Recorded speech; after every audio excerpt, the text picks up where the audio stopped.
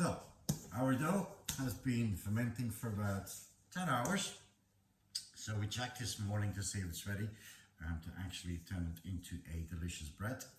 The easiest way to tell if dough is ready is by the fact that it has doubled or more than doubled in size. It has a few air bubbles on them and it's quite liquidy and quite soft. So to turn this dough into a dough for baking, we're gonna have to apply again the technique of stretch and fold. So let's get started. So what we're going to do is we're going to slightly dust a workspace so that the dough doesn't stick to our workspace. Using a bench scrape, we're going to cup the dough nicely onto our workspace, like so. Put this out of the way.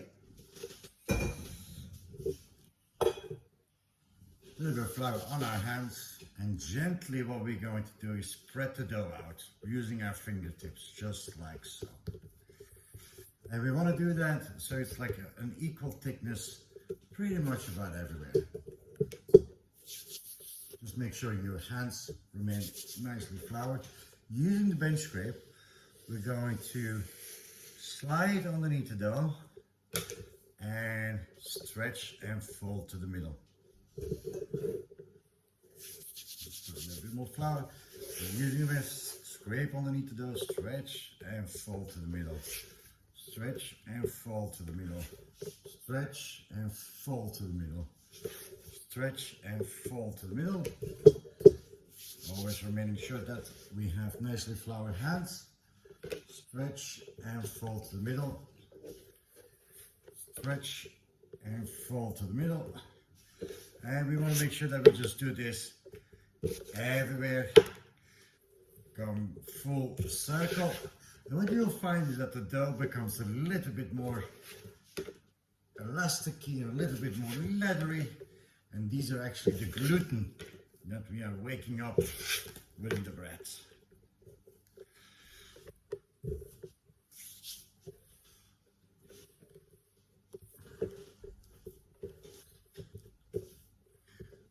Voila. Now that we have gone full circle,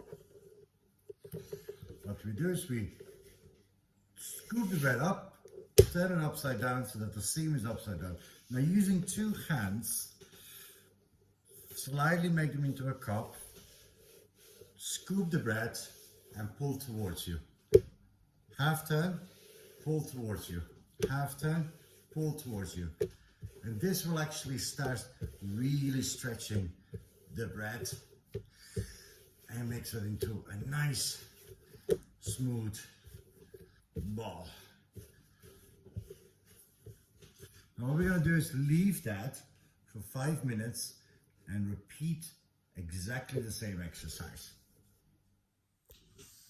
Okay, so we have let the dough rest for 5 minutes on the bench.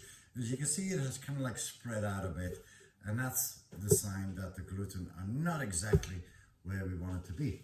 So again, we start with nicely floured hands, and what we do is we cup the bread and we stretch, we fold, and just push it into the middle, stretch and fold, push that into the middle, stretch and fold, push it into the middle.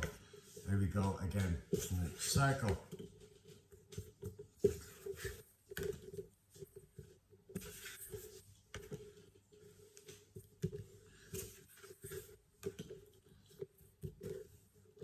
And as you can see, like, I start feeling the dough, and I'm not happy that it's a little bit on the liquidy side and a bit on the flat side, so I do 2 circles.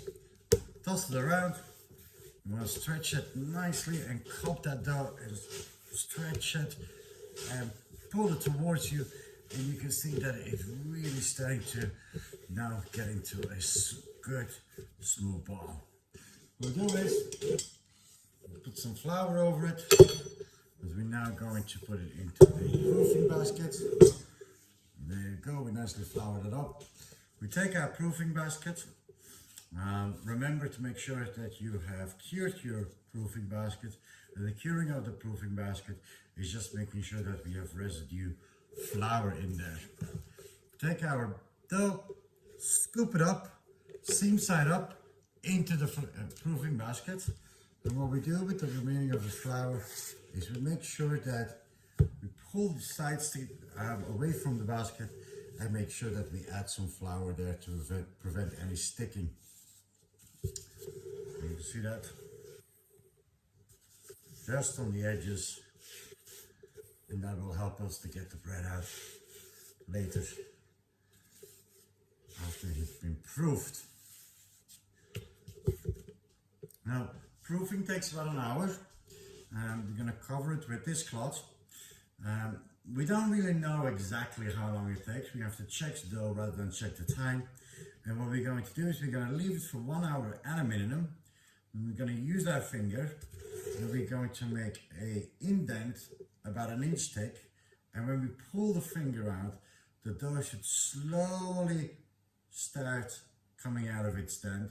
Now, if it jumps quickly, it is not ready yet. If it stays indented, it's overproofed. So that's what we're trying to avoid. But leave it for an hour, and then we do the test with the finger. So making a small inch deep indent, and if the dough comes back slowly, then the bread is ready to be baked.